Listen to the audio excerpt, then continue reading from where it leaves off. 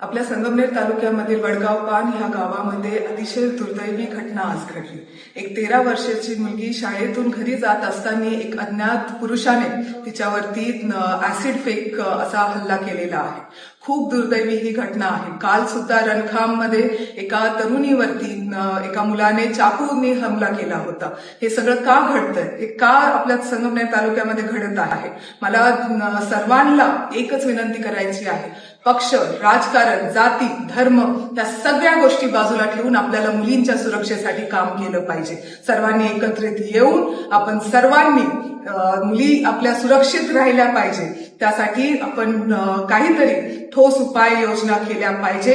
प्रत्येक शाळेमध्ये CCTV, हायवेजवरती CCTV असले पाहिजे। सुरक्षा दल जे संगमनेर शहरामध्ये आहे तसं ग्रामीण भागामध्ये सुद्धा झालं पाहिजे। ह्यासाठी सुद्धा आपल्याला पावलं उचलावे लागणार आहे।